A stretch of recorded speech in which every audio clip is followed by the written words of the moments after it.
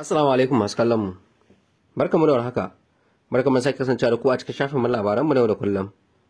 A yau za mu tattauna kan zarge-zargen cin hanci da ake wa wasu jami'an EFCC da NCOS, hukumar kula da gidajen gyaran hali. Daga nan da rikicin da ya shafi shahararren dan Najeriya Bobrisky. Wannan labarin ya jawo hankalin 'yan Najeriya sosai, musamman ganin yadda majalisar wakilai ta shiga bincike don gano gaskiyar lamarin.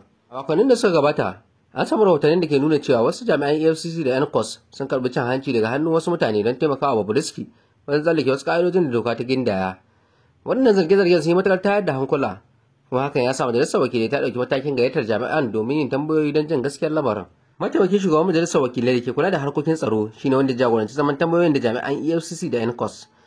A wannan zama, jami'an gwamnati sun fuskanci tambayoyi masu zafi kan yadda aka gudanar da al'amuran da suka shafi Bobrisky da kuma an samu cin hanci a cikin lamarin. Jami'an EFCC da NCOS sun musanta duk wani zargi da aka yi musu na cin hanci.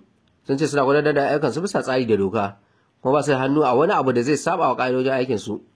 Sun bayyana cewa suna shirye su ba da haɗin kai ga duk wani bincike domin tabbatar da gaskiya. Bobrisky, wanda ya shahara a dandalin sada zumunta da salon rayuwarsa da kuma yadda yake jan hankali, ya shanya abubuwan da suka jawo cece-kuce. Wannan ne yasa aka fara yin zargin cewa yana da hannu akan wasu al'amuran ba su dace ba, wanda aka yi janyo bincike da tambayoyi daga hukumomi. Bayan zaman tambayoyi, wasu daga cikin 'yan majalisar sun samu rashin jin daɗin su da bayanan da suka samu. Suna ganin akwai wasu abubuwan da bai kamata su wuce ba. Sun nemi a cigaba da zurfafa bincike kan wannan zargin domin gano gaskiyar lamarin. 'Yan majalisar sun ce ba za su lamunci cin hanci ko kuma rashin gaskiya ba a hukumomin tsaro. A ƙarshe, wannan batu na zarge-zargen cin hanci tsakanin Bobrisky da jami'an EFCC da NCOS ya ci gaba da ɗaukar hankali.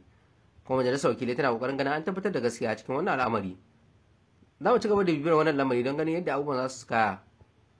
Ko za a samu wata hujja da za ta tabbatar da zargin ko kuma aka san haka. Kasance da mu a cikin shafin labaran nan na yau da kullum don samun sabbin labarai da wasu labaran da zarar mun dora. Kada ku manta ku danna subscribe da ƙararrawa don samun sabbin labarai. Mun gode.